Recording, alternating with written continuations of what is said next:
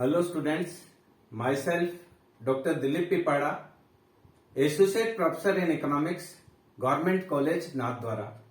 आज के इस वीडियो में हम सांख्यिकी से संबंधित एक टॉपिक का अध्ययन करेंगे जिसे जेट परीक्षण यानी जेट टेस्ट के नाम से जाना जाता है।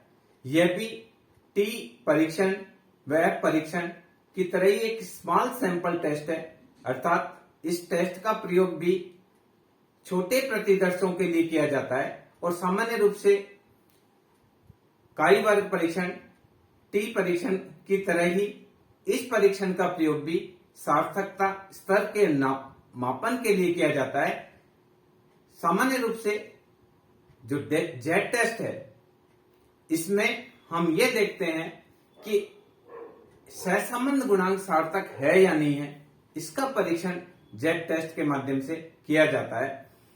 अगर हमें रिसर्च करनी है, कोई रिसर्च में सहसंबंध का प्रयोग किया गया है तो सहसंबंध का जो मान आया है वो सार्थक है या नहीं है, संपूर्ण डाटा से वह सहसंबंध मैच खाता है अथवा नहीं खाता है, इन सारी चीजों का परीक्षण करने के लिए जेट टेस्ट का प्रयोग किया जाता है।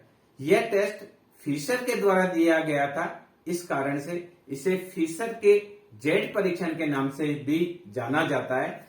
जेट टेस्ट में यूनिवर्सल यानी पूरे समष्टिगत जो सहसंबंध है और हमने कोई प्रतिदर्श लिया है उसका सहसंबंध है, उन दोनों का कंपैरिजन करके सार्थकता का परीक्षण किया जा सकता है। इसके अलावा दो प्रतिदर्श लेकर भी सहसंबंध की सार्थकता का परीक्षण किया जाता है। सामान्य रूप से जो जेट टेस्ट है उसके लिए निम्न फॉर्मूला यूज किया जाता है। जेट बराबर आपका आएगा 1/2 log E 1 plus R upon 1 minus R। R यहां पर सहसंबंध को डिनोट करता है। तो जेट टेस्ट निकालने के लिए क्या करते हैं, 1/2 log E 1 plus R upon 1 minus R। अब जो log E का मान होता है, log E का मान होता है 2.3026 log 10। तो हम ये मान यहां रखते हैं, तो अगर जेड बराबर 1/2 इसका मान रखा 2.3026 log 10 1 plus R upon 1 minus R। क्या किया हमने, जेड का मान था जेड बराबर 1/2 log E 1 plus R upon 1 minus R। अब log E का मान होता है 2.3026 log 10।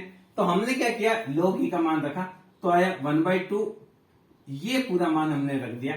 तो Z का मान आएगा 1.1513 log 10 1 plus R upon 1 minus R। यही जेट परीक्षण के लिए प्रयोग में लिया जाता है।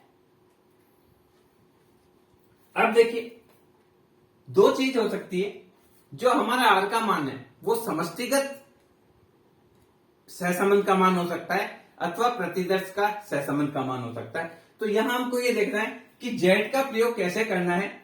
जेट का जो जेट टेस्ट का सूत्र है वो सूत्र आएगा 1.1513 log 10 1 प्लस R।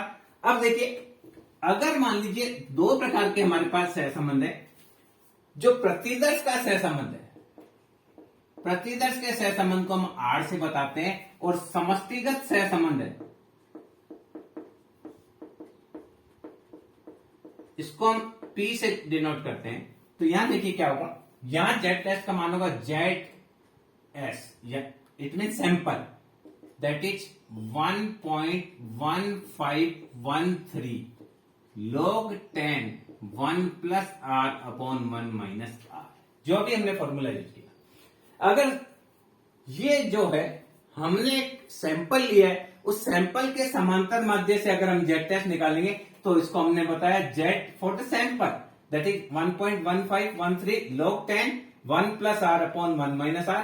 अगर संपूर्ण का लिया है तो इसको जेट P से डिनोट करेंगे तो आएगा 1.1513 log 10 1 plus rho upon 1 minus P। क्योंकि यहाँ समष्टिगत जो सहसंबंध है उसको हम पी से या रो इसको बोलते हैं उससे डिनोट कर रहे हैं, तो यहाँ ये इस प्रकार से निकाला जाएगा। अगर प्रतिदर्श के माध्यम से जेड टेस्ट निकालना है तो उसको जेड एस के नाम से शो किया जाएगा, और समष्टिगत यानी पूरे यूनिवर्स का जो है जितना भी डाटा है उनका अगर सहसंबंध हमारे पास पता है तो उसको जेड पी से डिनोट किया जाएगा। अब देखिए इसमें प्रमाप त्रुटि जो निकाली जाती है, एक और चीज होती है प्रमाप त्रुटि। प्रमाप त्रुटि के लिए जेड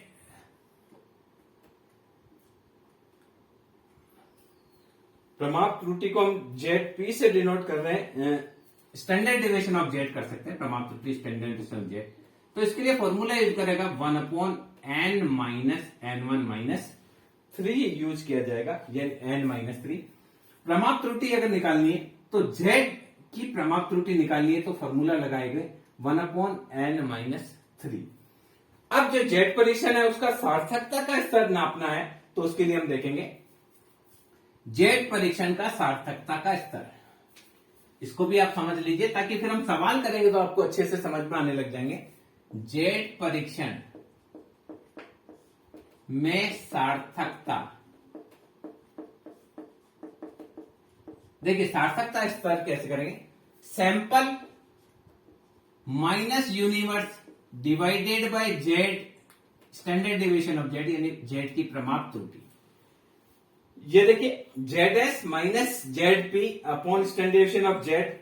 अगर इसका मान 2.58 से अधिक आता है तो 1% सार्थकता स्तर पर सार्थक है।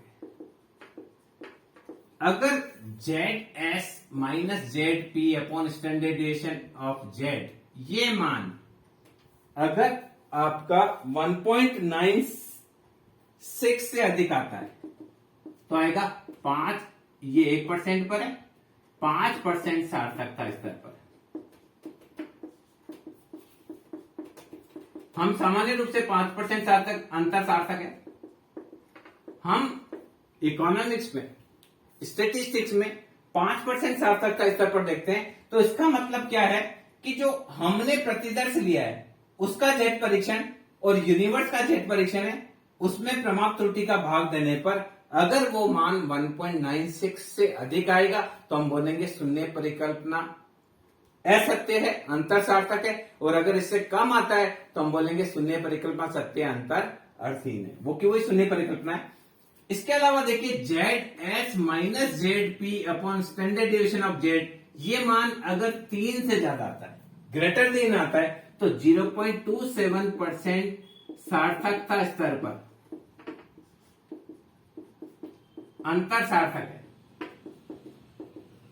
या इसको लिख सकते हैं अंतर निश्चित रूप से सार्थक है। इसको लिख सकते हैं अंतर निश्चित रूप से सार्थक,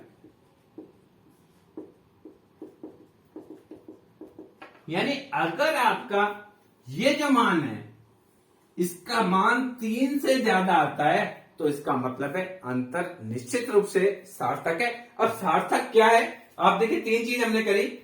ये Z S minus Z P upon standard deviation अगर 2.58 से ज्यादा आता है तो हम बोलेंगे 1% सार्थकता स्तर पर जेड परीक्षण का अंतर सार्थक है। अगर ये 1.96 से ज्यादा है तो 5% सार्थकता स्तर पर अंतर को सार्थक माना जाएगा।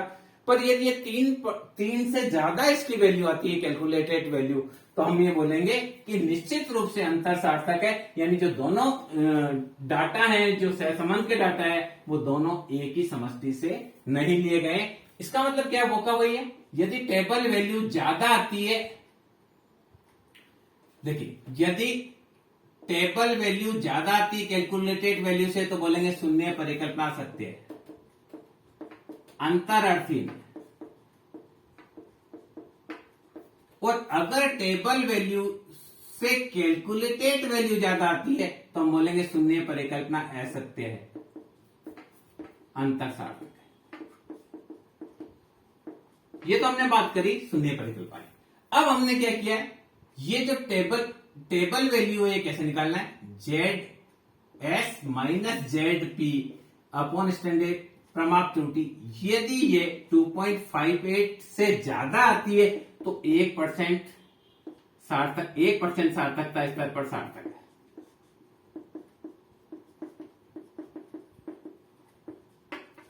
अगर ये ZS माइनस ZP हम पहले से भी कर चुके स्टैंडर्डाइजेशन ऑफ Z, ये ज्यादा आता है 1.96 से, तो हम बोलेंगे 5% सार्थकता स्तर पर सार्थक है। और ZS minus ZP upon standardization of Z ये आता है 3 से ज्यादा, तो हम बोलेंगे 0.27% सार्थकता स्तर पर अंतर सार्थक है। या हम इसको कहेंगे कि अगर 3 से ज्यादा आता है तो अंतर निश्चित रूप से सार्थक है। तो इस प्रकार से जो Z परीक्षण है, मूल रूप से Z परीक्षण के उपयोग की बात हम करेंगे तो Z परीक्षण के 2 उपयोग बता सकते हैं। नंबर 1, पहला Z परीक्षण का उपयोग है कि Z परीक्षण के माध्यम से एक प्रतिदर्श के सहसंबंध और समष्टिगत सहसंबंध में तुलना करके दोनों में अंतर सार्थक है अथवा दोनों में अंतर अर्थहीन है, इसकी हम जानकारी कर सकते हैं।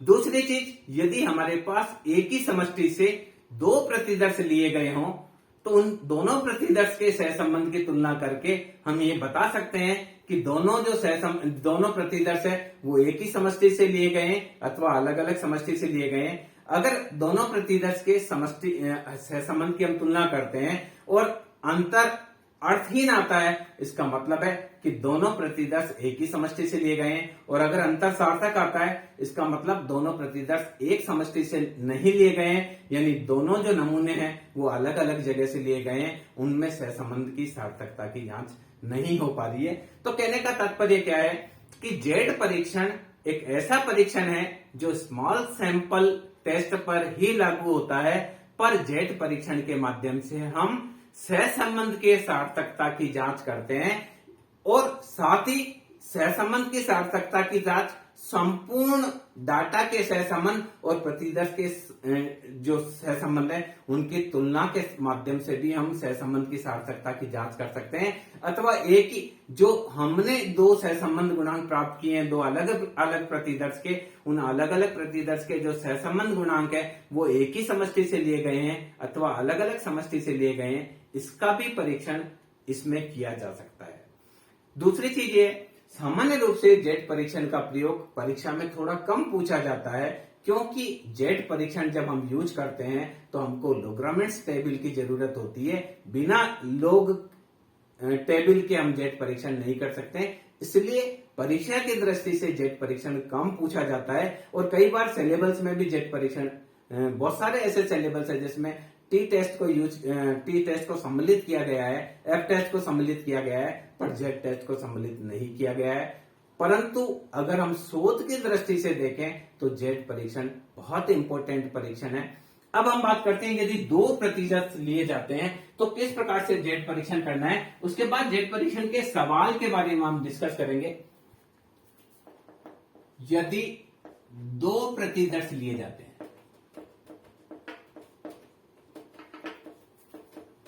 मान लीजिए 2 नमूने लिए हैं, तो Z1 आएगा 1.1513 log 10 1 plus R1 upon 1 minus R1। यानी पहला जो हमने सैंपल लिया उस सैंपल का जो सहसंबंध है उसके माध्यम से हम Z1 निकालेंगे और दूसरे प्रतिदर्श से निकालेंगे Z2 बराबर आएगा 1.1513 log 10 1 plus R2 upon 1 minus R2। यानी 2 प्रतिदर्श है, पहले का सहसंबंध दे रखा है, दूसरे का सहसंबंध दे रखा है, तो इससे हम निकालेंगे Z1 और Z2 और इसकी प्रमाप त्रुटि निकलेगी, उसको बोलेंगे standard deviation Z1 minus Z2। इसके लिए हम फॉर्मूला यूज करेंगे, वो आएगा 1 upon N1 minus 3 plus 1 upon N2 minus 3, या हम इसको यूं करेंगे स्टैंडर्ड डेविएशन 1 का स्क्वायर प्लस स्टैंडर्ड डेविएशन 2 का स्क्वायर।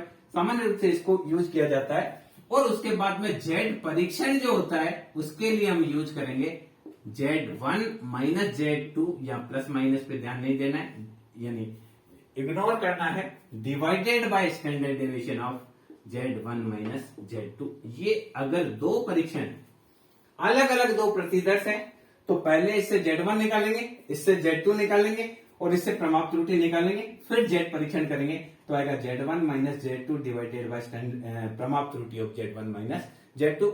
जब हम सवाल करेंगे तो ये चीज आपको और ज्यादा वहां पर क्लियर हो जाएगी कि किस प्रकार से इसको आप यूज करेंगे। मैं देखिए कैसे सवाल आते हैं इसके बारे में भी आपसे चर्चा करता हूं। एक बार मैं वापस रिपीट कर देता हूं कि ये जो परीक्षण है, ये परीक्षण फिशर के द्वारा दिया गया और सामान्य रूप से जेड परीक्षण का प्रयोग लघु प्रतिदर्श के लिए किया जाता है, यानी स्मॉल सैंपलिंग की टेस्ट के लिए किया जाता है। और मुख्य रूप से ये सहसंबंध की सार्थकता की जांच के लिए किया जाता है। और इसमें जो फॉर्मूला यूज किया जाता है वो आता है 1.1513 log 10 1 plus r upon 1 minus r।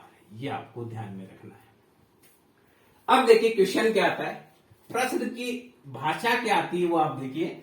यदि देखिए n बराबर 29, 29 पदों के लिए प्रतिदर्श का सहसंबंध, क्या बोल रहे हैं, 29 का एक नमूना लिया, उसका जो सहसंबंध आया वो आया r बराबर 0.72। क्या यह समष्टि सहसंबंध, समष्टि का सहसंबंध 0.8 से सार्थक रूप से भिन्न है? ये एक सवाल है। क्या पूछा गया है, यानी एक यूनिवर्स से 29 आइटम्स का एक नमूना लिया गया, उस नमूने का जो सहसंबंध आया वो 0.72 आया, जबकि पूरे यूनिवर्स का जो सहसंबंध है 0.8 है। अब हमको ये टेस्ट करना है कि दोनों में सार्थक है, अंतर सार्थक है या अथवा अंतर अर्थहीन है, यानी शून्य परिकल्पना सत्य है अथवा असत्य है, इसकी जांच करनी है। तो हम क्या करेंगे, सबसे पहले देखिए जेड सैंपल, सैंपल के लिए हमारे पास r है 0.72, तो आएगा 1.1513 log 10 1 plus r upon 1 minus r। तो यहां लिखेंगे जेड एस बराबर 1.1513 log 10 1 प्लस 0.72 अपॉन 1 माइनस 0.72। तो यह जाएगा जेड एस बराबर 1.1513 log 1.72 डिवाइडेड बाई 0.28। क्या करेंगे, 1.72 में 0.28 का भाग देंगे तो आएगा 6.142i। तो जेड एस बराबर 1.1513 log 10 या 6.1428, 6.1428 इसका मान निकालना 6.143, या इसको हम लिख सकते हैं 6.143। अब देखिए हमको क्या करना है, जेड एस 1.1513 पूर्णांक से 1 इसलिए 0, लोग देखेंगे 61 का 4 पे और अंतर देखेंगे 3 का। लोग्रामेस टेबल हमको देखनी पड़ेगी, तो हम क्या करेंगे 61 का 4 पे देखेंगे और अंतर देखेंगे 3 का। तो हमने पहले से भी आपसे चर्चा की थी कि एक लॉग टेबल होती है, उस लॉग टेबल में आपको पीछे देखना है, तो आएगा 0.7884 इसका मान आएगा। क्या करेंगे 61 का 4 पे देखेंगे और अंतर 3 का इसमें जोड़ेंगे। अब देखिए इन दोनों को मल्टीप्लाई करते हैं, तो 1.1413 मल्टीप्लाई 0.7884, तो ये आपका आएगा 0.9077। तो जेड एस 0.9077। ये क्या किया, ये हमने जो निकाला, ये निकाला एक प्रतिदर्श का हमने इसके अंदर कैलकुलेट किया। अब देखिए यहां ये दे रखा है 0.8, ये यूनिवर्स का दे रखा है, यूनिवर्स का दे रखा, तो यहां फॉर्मूला लगाएंगे 1.1513 log 10 1 प्लस 1 माइनस पी। तो जेड बराबर आ जाएगा 1.1513 log 10 1 प्लस 0.8 अपॉन 1 माइनस 0.8। तो z बराबर 1.1513 ये हमने निकाला log 1.8 अपॉन 0.2 तो आया z बराबर 1.1513 log आया आपका 9 तो z बराबर 1.1513 9 का हुआ 0 log 90 का हम 0 पर देखेंगे तो 90 का 0 पता है 9542 आप देखेंगे तो पता चल जाएगा 9542 तो ये आप क्या करेंगे 1.1513 गुणा 0.9542 मल्टीप्लाई किया तो आया 1.0985 1.0986 जेड पी बराबर 1.0986 ये क्या किया ये हमने जेड का वैल्यू निकाला पहला तो निकाला प्रतिदर्श का तो ये आया दूसरा निकाला हमने यूनिवर्स का अब देखिए त्रुटि निकालेंगे त्रुटि की गणना करेंगे तो त्रुटि का होता है Z standard deviation of Z that is 1 upon under root n minus 3 तो standard deviation of Z 1 upon 29 minus 3 1 upon under root 26 clear तो 26 का रूट लेंगे और 1 में इसका भाग देंगे तो इसका माना है 0.1961 1961 तो इसका माना है 0.1961 ओके तो अब देखिए सार्थकता स्तर की जांच करनी है तो सार्थकता स्तर की जांच करनी है तो सार्थकता स्तर यह आएगा Z S minus Z P plus minus पे ध्यान नहीं देना है डिवाइडेड बाय प्रमाप त्रुटि तो पहला है 0.997 0.9077 माइनस 1.0986 डिवाइडेड बाय 0.1961 ये आपको करना है तो है 0.973 ये माना है 0.973 ये लेस देन 1.96 है 5% सार्थकता स्तर पर ये 1.96 से कम है तो इसलिए बोलेंगे शून्य परिकल्पना सत्य है अंतरअर्थी देखिए हमने क्या किया सबसे पहले प्रतिदर्श लिया प्रतिदर्श का से जेडएस निकाला समष्टिगत से हमने जेडपी निकाला उसके बाद त्रुटि निकाली और इस त्रुटि के माध्यम से हमने सार्थकता स्तर का परीक्षण किया तो रिजल्ट आया 0.973 दैट इज लेस देन 1.96 अगर 5% सार्थकता स्तर पर हम देखें तो हमारा जो मान है वो 1.96 से कम होएगा तो शून्य परिकल्पना सत्य होगी और 1.96 से ज्यादा होगा तो शून्य परिकल्पना असत्य होगी तो इस सवाल में अगर हम देखें तो हमारी जो शून्य परिकल्पना है वो शून्य परिकल्पना हमारी क्या आती है असत्य आती है शून्य परिकल्पना असत्य आती है यानी अंतर जो है वो हमारा क्या है अर्थहीन है क्लियर इसी प्रकार से और सवाल हम देखते हैं कि किस प्रकार से जेड परीक्षण का सवाल पूछा जा सकता है बहुत आसानी से आप कर सकते हैं स्टेप बाय स्टेप चलेंगे तो आप आसानी से ऐसा ही एक और क्वेश्चन लेते हैं जहां देखिए n इजिकल टू 30 कोरिलेशन का मान देखा 0.75 जो कि प्रतिदर्श का दे रखा है और समष्टिगत कोरिलेशन दे रखा है 0.55 तो यह देखिए first Z S S for S प्रतिदर्श के लिए है तो आएगा 1.1513 log 10 1 plus R upon 1 minus R तो यह जाएगा 1.1513 log 10 1 प्लस 0.75 अपॉन 1 माइनस 0.75 तो यह जाएगा आपका 1.1513 log 10 1.75 डिवाइडेड बाय 0.25 तो आएगा 1.1513 log 10 हमको क्या करना पड़ेगा 1.75 डिवाइडेड 0.25 भी आएगा 7 log तो यहां जाएगा 1.1513 गुना 0. अब हमको क्या करना पड़ेगा 70 का 0 पर लोग्रामेंट्स देखना पड़ेगा जैसा कि आपको पहले बताया कि इसमें लॉग टेबल अपने को देखनी पड़ेगी।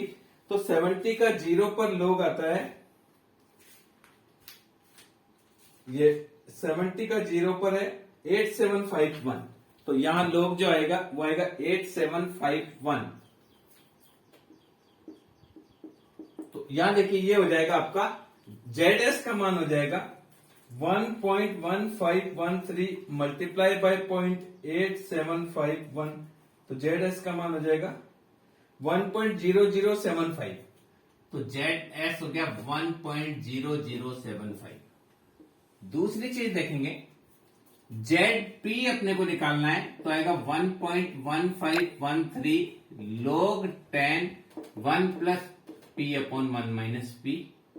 1.1513 log 10 1 प्लस 0.55 अपॉन 1 माइनस 0.55। तो ये रहेगा 1.1513 log 10, इसका मान रख देता हूं 1.55 डिवाइडेड बाई 0.45। 1.55 डिवाइडेड 1.55 डिवाइडेड 0.45 आएगा, तो आएगा 3.444। तो है 3.4444। ओके, तो आएगा 1.1513। 10 पॉइंट से पहले एक संख्या इसलिए 0। 3 4 का 4 पे देखेंगे और 4 का अंतर देखेंगे। हम क्या करेंगे, लोग्रामेंट्स देखेंगे। 0.34 का पहले हम 4 पर चेक करेंगे।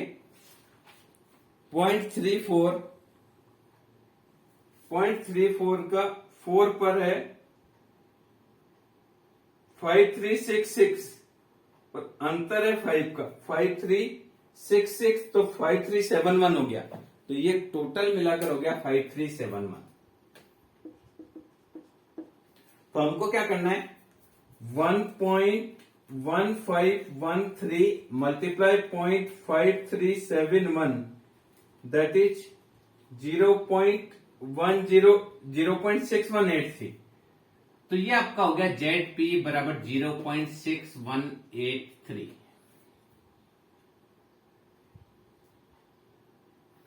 अब हमको क्या करना है, इसके अंदर प्रमाप त्रुटि निकालेंगे। प्रमाप त्रुटि बराबर होता है 1 upon Z standard deviation of Z, that is 1 upon n minus 1। 1 upon root N minus 3। Okay, तो 1 अपॉन अंडर रूट एन का मान आपका है 30, तो यहां लिखना पड़ेगा 30 माइनस 3। 1 upon root 27। तो हमने क्या करना है, 27 का रूट निकालना है और 1 में इसको डिवाइड करना है, तो 0.1942। तो 0.1924 ये हमने पूरा कर लिया। अब हमको क्या करना है, सार्थकता स्तर की जांच करनी है। सार्थकता स्तर, तो ये आएगा Z S minus Z P divided by standard deviation of Z. तो क्या करेंगे, 1 इसमें प्लस माइनस को इग्नोर करना है, तो 1.0075 माइनस 0.6183 डिवाइडेड बाय 0.1924 ये करना पड़ेगा। तो हमने क्या करना है, 1.0075 माइनस 0.6183, तो ये आपका ऊपर हुआ 0.3892। तो हुआ 0.3892 डिवाइडेड 0.1924। इसमें 1924 से डिवाइड करेंगे, 1924, तो ये आपका गया 2.022। 2.022 ये आपका सार्थकता स्तर हो गया।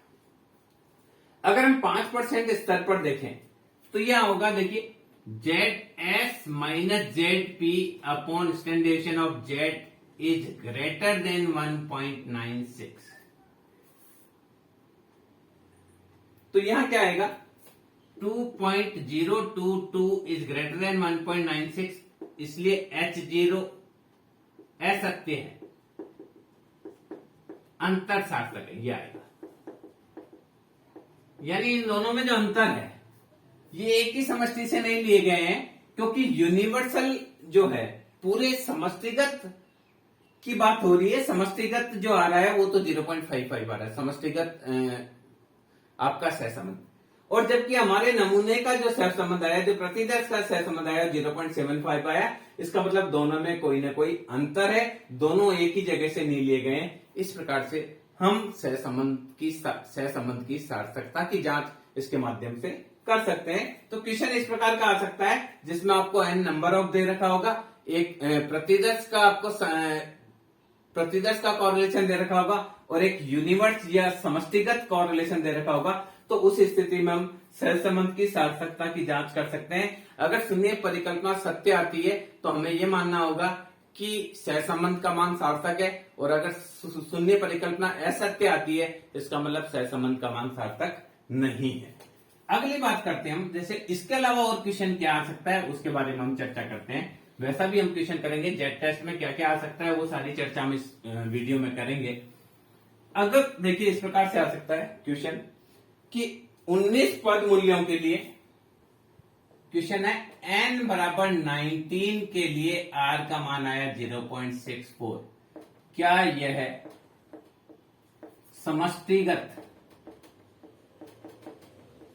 समष्टिगत सहसंबंध 0 तथा 0.5 के लिए सार्थक है?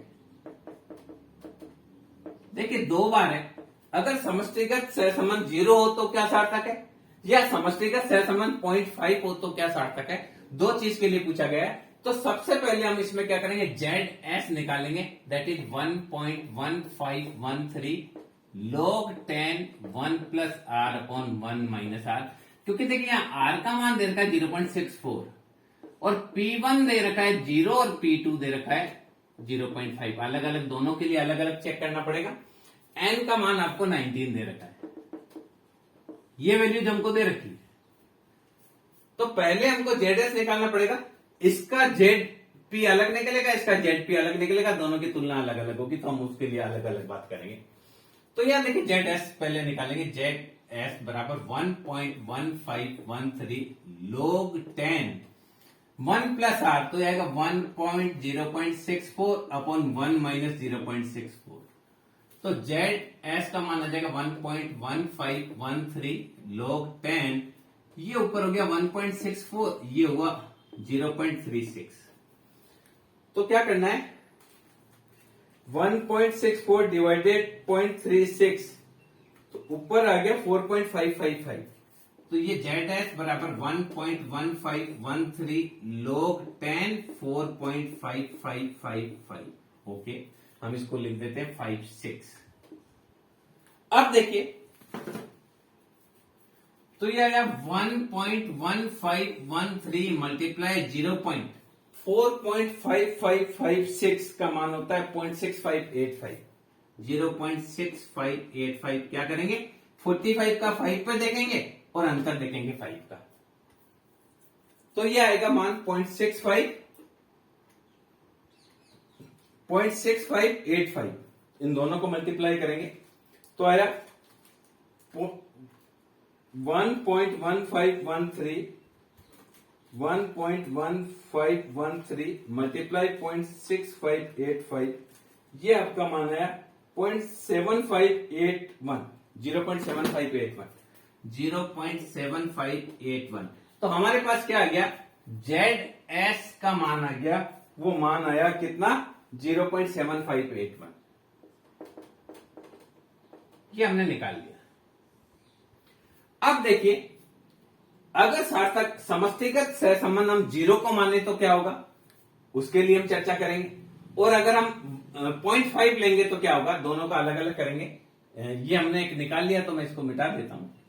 अब देखिए पहला क्वेश्चन इसमें जो है, फर्स्ट है इसको 0 माने, फर्स्ट P1 इजिकल टू 0, तो Z is equal to 1.1513 log 10 1 plus P upon 1 minus रो।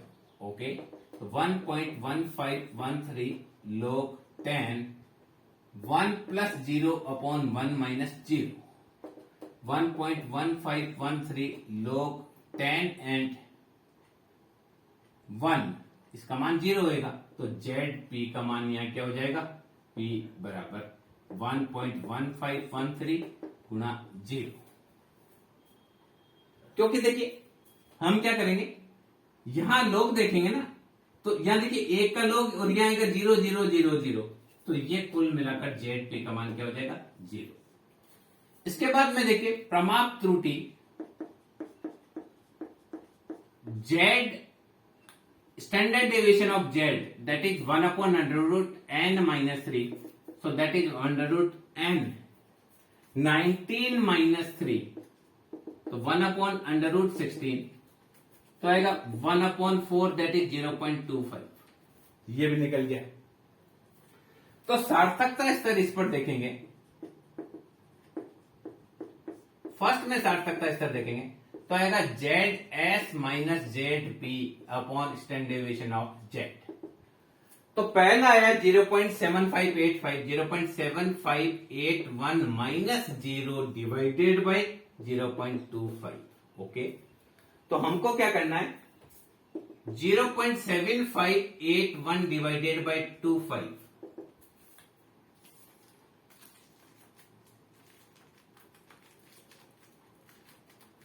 ये मान आया आपका 3.03। 3.03। सो तो देखिए calculated value is greater than table value, 3.03 is greater than 3, अतः शून्य परिकल्पना असत्य है, अंतर सार्थक।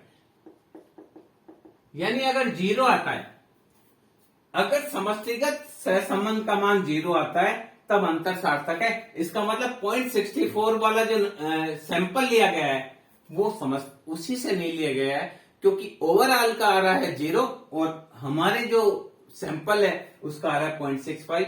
इसका मतलब दोनों ऐसी स्थिति में सहसंबंध का मान सार्थक नहीं है, यानी 0.64 सार्थक नहीं है। कब, जब हम इसको शून्य मानते हैं। अब इसको 0.5 मानते हैं तब क्या होगा, ये देखिए, ये हमने निकाला, कैलकुलेटेड वैल्यू हमारी 3.03 आई, और जबकि हमने पहले से कहा है जेड टेस्ट में अगर 3 से ज्यादा वैल्यू आती है तो हर हालत में उसको सार्थक माना जाएगा, यानी शून्य परिकल्पना असत्य है, यानी अंतर सार्थक है। यानी ये जो है अंतर कोई न कोई कारण की वजह से है कि हमारा समष्टिगत जो स्टैंडर्ड कोरिलेशन है वो तो 0 आ रहा है, जबकि हमारा जो सैंपल है उसका कोरिलेशन 0.64 आ रहा है। अब सैंपल का यदि 0.5 आता है तो कैसे करना है, प्रमाप त्रुटि भी वही काम आ जाएगी, तो इसको मैं मिटा नहीं रहा हूं, वापस वही काम आ जाएगी, और यहां हमको जो चेंज करना होगा हम चेंज कर लेंगे। अब देखिए अगर 0.5 माने तो Z P 1.1513 log 10 1 plus P upon 1 minus P, 1.1513 log 10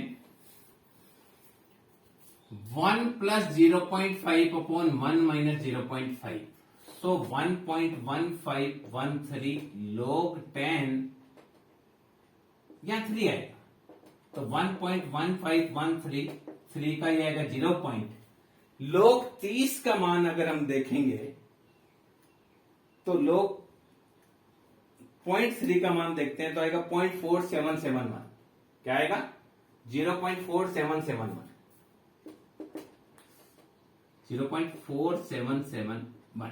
okay, तो हम क्या करेंगे, 1.1513 मल्टीप्लाई 0.4771, दैट इज 0.5493, 0.5493, ये जेड पी का मान आया। ओके, प्रमाप त्रुटि इसमें वही रहने वाली, क्योंकि 19 है तो 0.25 रहेगा, तो यहां हम इसका मान रखेंगे। तो जेड एस का मान है 0.7581, इसका मान है 0.5493 डिवाइडेड बाय 0.25, क्योंकि देखिए प्रमाप त्रुटि में वही है 19 है, तो 19 माइनस 1 13 16, ये का यही वापस आना है।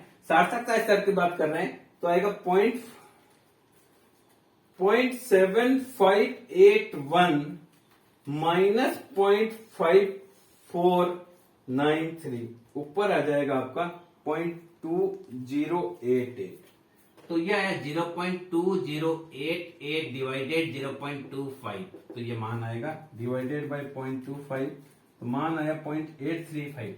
0.835 0.835 calculated value is less than 1.96, 5% सार्थकता स्तर पर।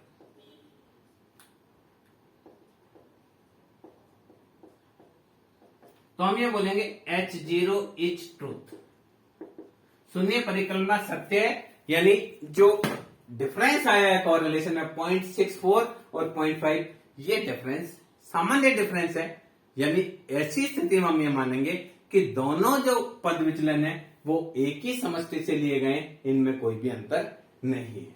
इस प्रकार का क्वेश्चन भी आ सकता है, इसके लिए हमने इसको डिस्कस किया। ऐसा ही एक और क्वेश्चन आपको करके बताता हूं कि किस प्रकार से जेड परीक्षण में क्वेश्चन हमसे पूछे जा सकते हैं। यहां देखिए एक और क्वेश्चन हम लेते हैं, सेम टाइप का क्वेश्चन लेते हैं ताकि हमको बहुत क्लियर हो जाए। मान लीजिए n इजिकल टू 19, वापिस क्वेश्चन है n इजिकल टू 19, और इसमें प्रतिदर्श का जो प्रमाप कोरिलेशन प्राप्त हुआ वो है 0.92। क्या यह समष्टिगत सहसंबंध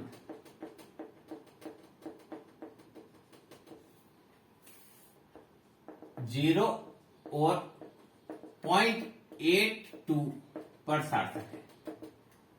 हमको क्या करना है, हमने 19 का एक सैंपल लिया, उसका कॉरिलेशन है 0.92। अब हमको ये देखना है कि ये कॉरिलेशन अगर समष्टिगत कॉरिलेशन 0.0 है तो सार्थक है क्या, या 0.85 पे सार्थक है क्या, जैसा कि अभी ने पहले क्वेश्चन किया, सिमिलर क्वेश्चन है। तो यहां देखिए सबसे पहले हम क्या करेंगे, हमारे पास n बराबर है 19, r का मान दे रखा है 0.92, p1 का मान दे रखा है 0, और समष्टिगत समांतर मान जो कॉरिलेशन है दूसरा 85 दे रखा है। सबसे पहले हमको ZS निकाला तो आया 1.1513 log 10 1 plus r upon 1 minus r, तो आएगा 1.1513 log 1 प्लस 0.92 अपॉन 1 माइनस 0.92, तो आएगा 1.1513 log 1.92 अपॉन 0.08, तो 1.1513 log 1.92 में 0.08 का भाग देंगे, 1.92 डिवाइडेड 0.08, ये आपका आ गया 24। तो यहां देखिए 1.1513 मल्टीप्लाई, देखिए दो संख्या इसलिए पूर्णांक 1.24 का 0 पर हमको लोग्रामेंट्स देखना पड़ेगा। क्या देखना पड़ेगा, 0.24 का 0 पर लॉग टेबल देखेंगे पीछे से, तो लॉग टेबल में 0.24 का हमको 0 पर लॉग देखना है। ये हमारे पास लॉग टेबल है, 0.24 का 0 पर आता है 3802, ये मान आया हमारा 3802, तो यहां हमने लिख दिया 3802। तो मल्टीप्लाई करेंगे तो 1.1513 मल्टीप्लाई 1.3802, ये मान आया 1.1513 मल्टीप्लाई 1.3802, ये मान आया 1.5890। 1.5890, तो हमने क्या करना है, यहां लिख देते हैं ZS का मान आया 1.5890। क्लियर? ये हमने क्या किया, जो प्रतिदर्श है उस प्रतिदर्श का हमने ZS का मान निकाल लिया। अब देखिए हम 0 रखकर देखेंगे, और पहले 0 रखकर उसका सार्थकता परीक्षण करेंगे, फिर 0.85 रखकर उसका सार्थकता परीक्षण करेंगे।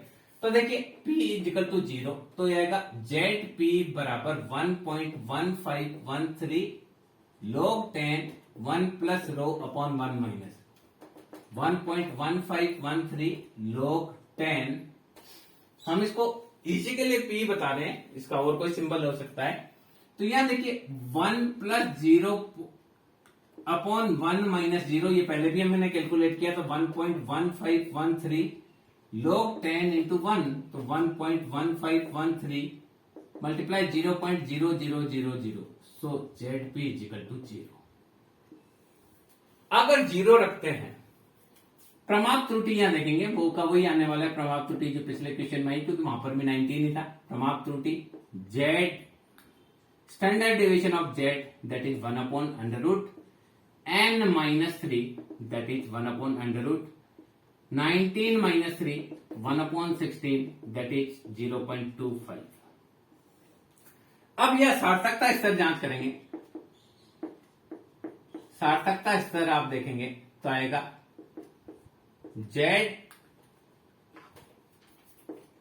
ZS minus ZP divided by प्रमाप त्रुटि of Z,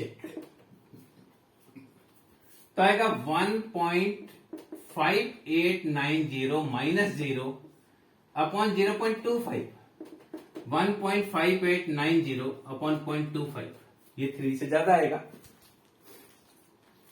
1.5890 divided by 2.25 that is 6.356 is greater than 3, सो शून्य परिकल्पना असत्य है। अंतर सार्थक, यानी हम कह रहे हैं कि हमारा सैंपल का कॉरेलेशन 0.92 है और ओवरऑल का कॉरेलेशन 0 है। यह संभव नहीं है। इसका मतलब है कि दोनों जो सैंपल लिया है वो किसी और का है, यूनिवर्स है वो किसी और का है, यानी दोनों में सहसंबंध गुणांक सार्थक नहीं है।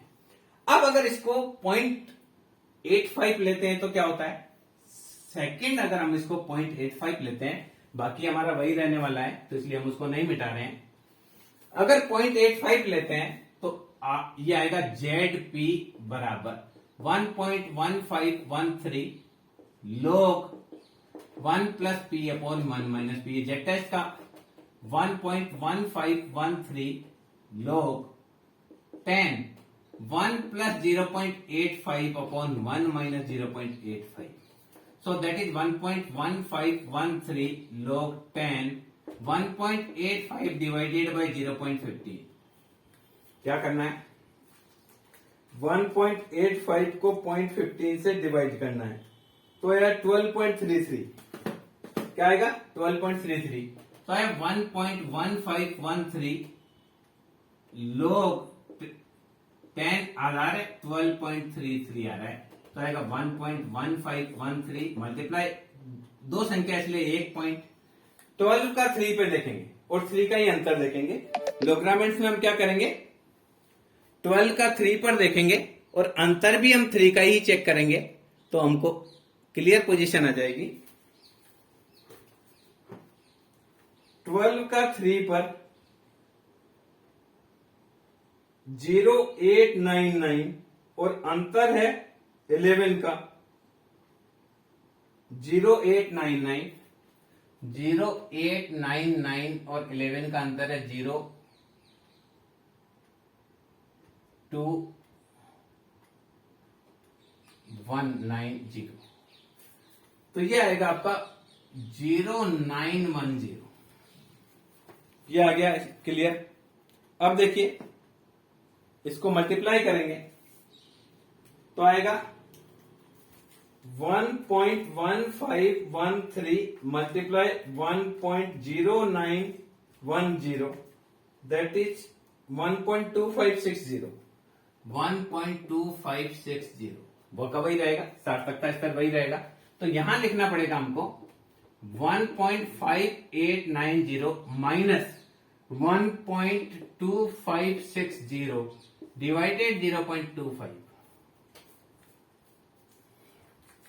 तो आएगा 1.5890 माइनस 1.2560 डिवाइडेड 0.25, तो ये मान आया 1.33।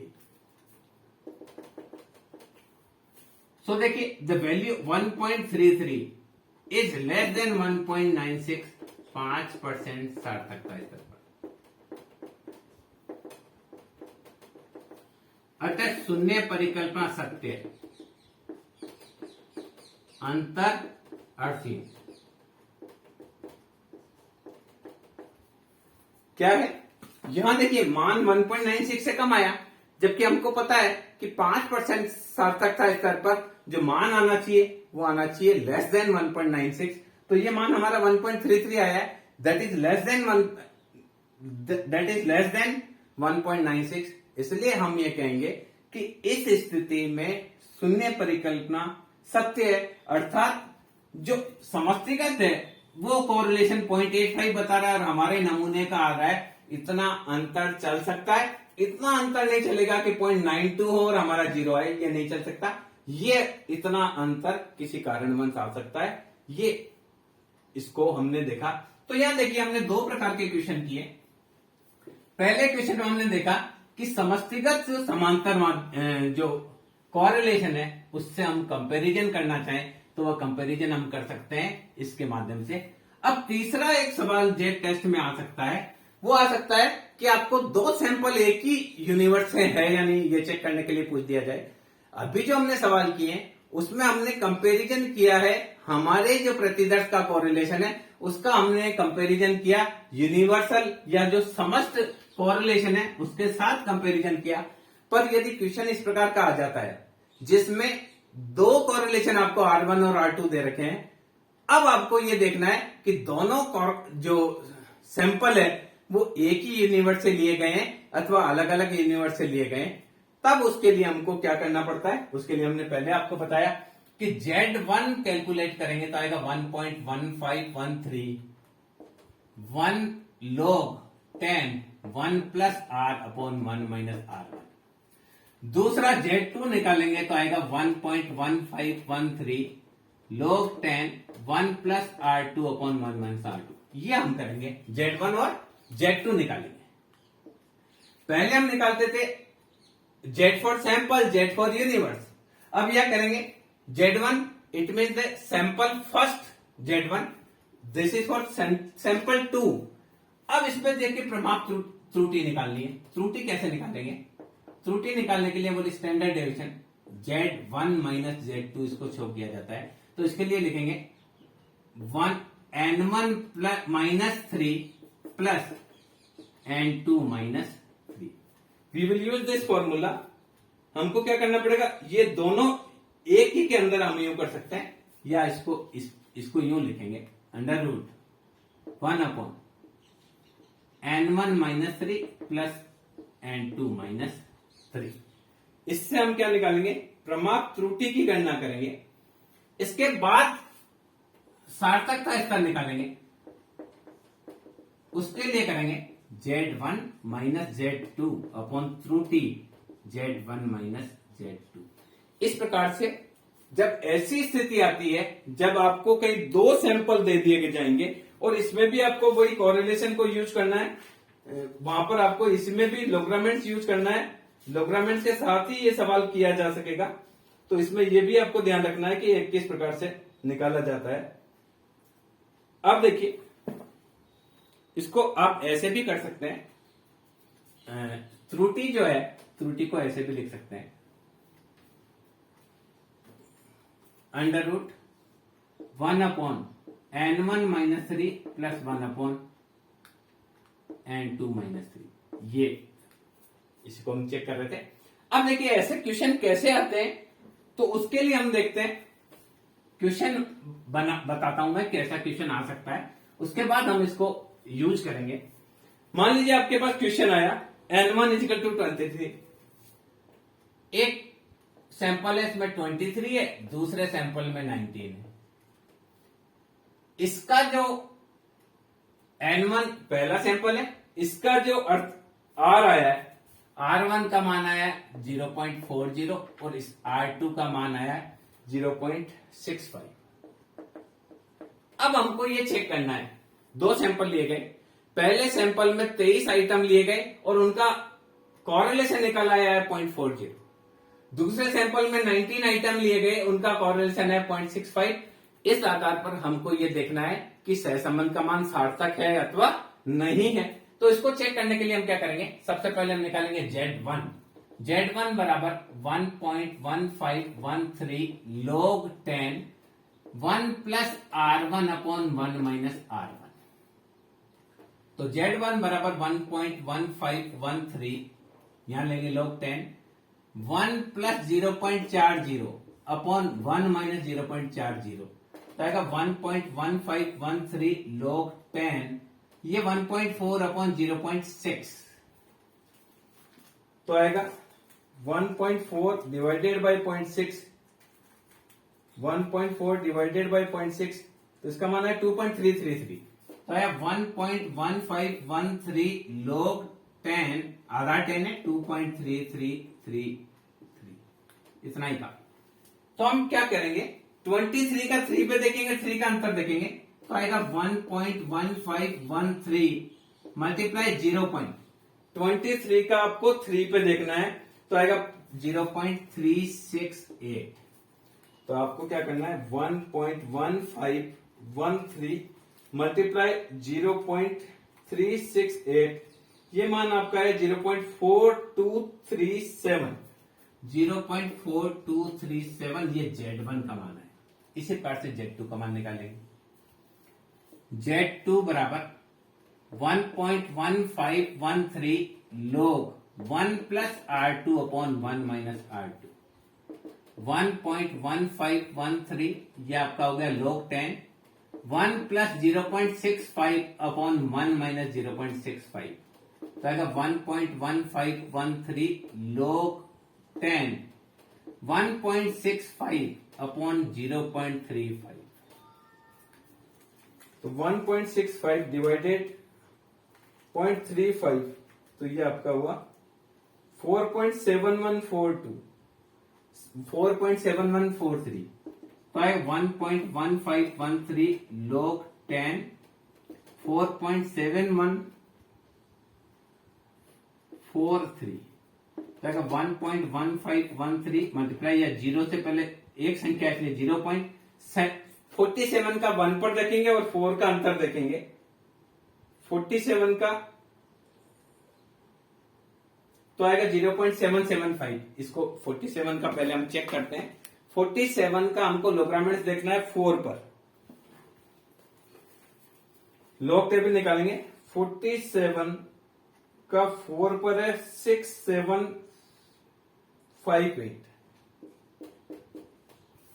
47 का 1 पर देखना है, सॉरी 47 का 1 पर है 6730,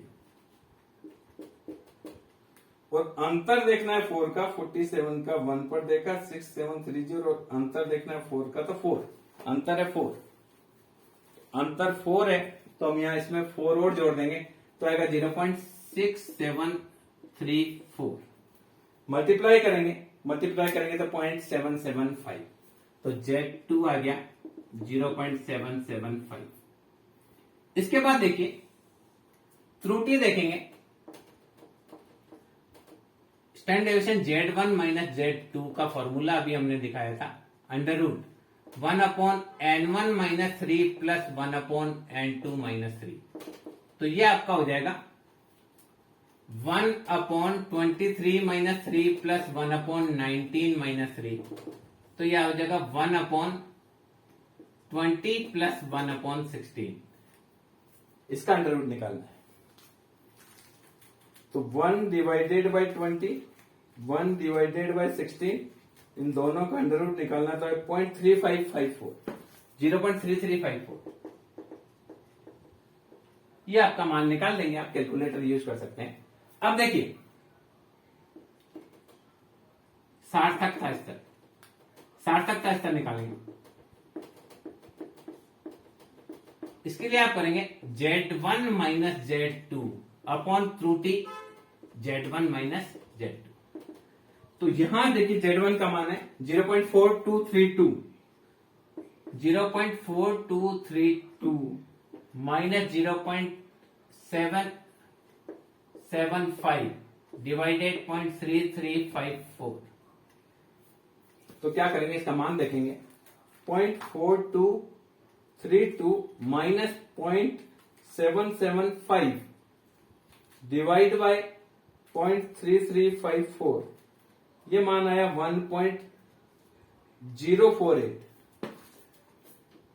1.048 इज लेस देन 1.96। अतः शून्य परिकल्पना सत्य है, अंतर अर्थहीन। देखिए ये जो दो सैंपल है, सैंपल अलग लिए गए, एक 23 और एक 9। एक सैंपल में 23 आइटम है जिसका कॉरेलेशन आया 0.40, दूसरे में 19 आइटम है जिसका कॉरेलेशन 0.65 आया। हमने जेड टेस्ट के माध्यम से कैलकुलेट किया तो आया शून्य परिक्रमा सत्य है, अर्थात दोनों ही सैंपल है, इन दोनों ही सैंपल में कोई भी अंतर नहीं है, दोनों ही सैंपल एक ही समष्टि से लिए गए, एक ही यूनिवर्स से लिए गए। इसमें इसका मतलब इन दोनों का जो सहसंबंध गुणांक है वो सार्थक आता है। तो इस प्रकार से हम क्या कर सकते हैं, अगर हमारे पास दो कॉरेलेशन हो और दो सैंपल हो तो उसके माध्यम से भी हम कॉरेलेशन की सार्थकता का परीक्षण कर सकते हैं। तो इस देखिए इसमें हमने जेड टेस्ट को किस प्रकार से यूज किया जाता है उसके बारे में बहुत विस्तार से चर्चा करी। एक लास्ट क्वेश्चन हम और देखते हैं। N1 = 28। एक सैंपल में 28 आइटम है, दूसरे सैंपल में फिर 19 आइटम है। पहले सैंपल का जो कॉरेलेशन आया है वो 0.55 आया है और दूसरे सैंपल का कॉरेलेशन आया है 0.75। तो देखिए Z1 बराबर 1.1513 log 10 1 plus R1 upon 1 minus R1, ये फॉर्मूला यूज करेंगे। 1.1513 log 10 1.55 अपॉन 1 माइनस 0.55, ये अभी पहले भी हमने किया था, वो कब है। तो 1.1513 log 10 1.55 अपॉन 0.45, 1.1513 log, इसका मान आएगा 2.333 अभी जस्ट किया तो 1.1513, 2.33 का जो मान आता है वो आता है 0.368। तो यहां Z1 का मान आ जाएगा आपका, Z1 का मान आएगा 0.424। क्या करना है, 1.1513 मल्टीप्लाई 0.368 423, ठीक है। अब देखिए Z2 निकालेंगे। Z2 निकालने के लिए क्या करना है, 0.75 यूज करना है।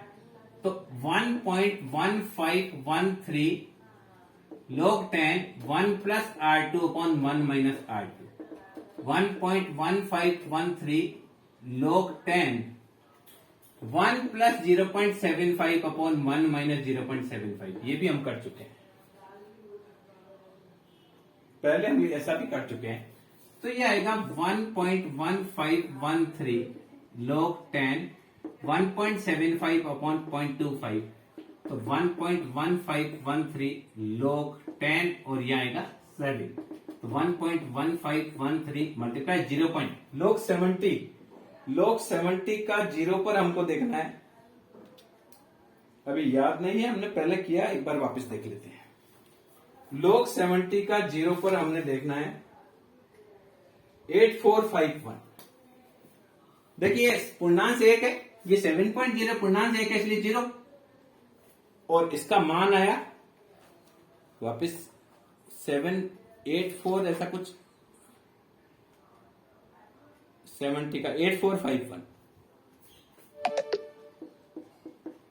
तो हम क्या करेंगे, 1.1513 मल्टीप्लाई 0.8451, तो ये आपका हो जाएगा 0.972973, 0.973, ये हमने निकाल लिया दूसरे का। ये Z2 आया, Z2 बराबर 0.973। त्रुटि निकालते हैं।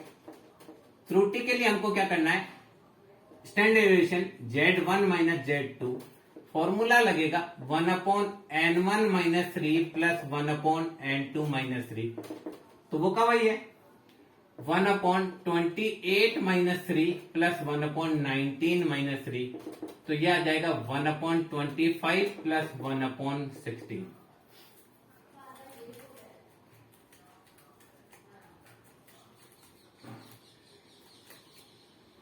0.3201। ये आप कैलकुलेट कर लें। अब देखिए सार्थकता स्तर देखेंगे।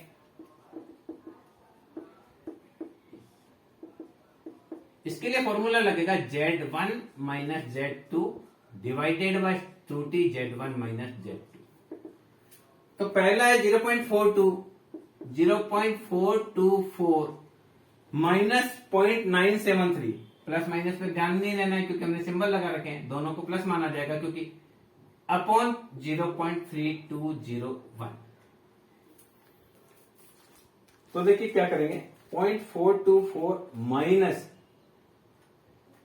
0.9731 माइनस 0.424 डिवाइडेड बाय 0.3201। ये मान आया 1.715। 1.715। एक बार वापस करते हैं। 0.973 माइनस 0.424 इक्वल डिवाइडेड बाय 0.32 1.7। अब देखिए 1.7 इज लेस देन 1.96, अतः H0 सत्य है, अंतर असीम। तो क्या है, ये दो सैंपल है, N1 इजिकल टू 28। पहले सैंपल में 28 आइटम है जिसका कॉरेलेशन 0.55 है, दूसरे में 19 है, उसका कॉरेलेशन 0.75 है। शून्य परिकल्पना सत्य है, इसका मतलब दोनों के जो कॉरेलेशन है उसमें अंतर सार्थक नहीं है। हो सकता है कि दोनों जो सैंपल है वो एक ही समष्टि से लिए गए हों। इस प्रकार से जेड टेस्ट के माध्यम से हम सहसंबंध की सार्थकता की जांच करते हैं। ये एक सैंपल के आधार पर भी हम सहसंबंध की सार्थकता की जांच कर सकते हैं, और अगर हम दो सैंपल लें तो इस चीज की भी जांच कर सकते हैं कि दोनों सैंपल एक ही समष्टि से लिए गए अथवा अलग अलग समष्टि से लिए गए। जैसा कि हमने स्टार्टिंग में ही बताया था, ये परीक्षण फिशर के द्वारा दिया गया है, इस कारण से इसे फिशर का जेड परीक्षण कहा जाता है। सामान्य रूप से जो रिसर्च होती है उस रिसर्च में ये परीक्षण काफी अधिक प्रयोग में लिया जाता है। मैं समझता हूं यह वीडियो आपके लिए उपयोगी रहा होगा कि किस प्रकार से आप जेड परीक्षण कर सकते हैं। इसको समझने के लिए आपके लिए बहुत बहुत उपयोगी रहेगा। आपको एक बार में नहीं समझ में आता है तो आपको दो बार इसको देखें। मैं आपसे अनुरोध करूंगा कि आप कॉपी और पेन साथ में लें और वीडियो को फास्ट फॉरवर्ड नहीं कर अपनी नॉर्मल स्पीड पर आप देखेंगे तो बहुत आसानी से आपको जेड परीक्षण किस प्रकार से निकाला जा सकता है वो आपको समझ में आएगा। जब आपको समझ में आएगा तो अगर आप कोई रिसर्च पॉइंट ऑफ व्यू से इसको समझना चाहते हैं तो आपके लिए बहुत ही उपयोगी रहेगा।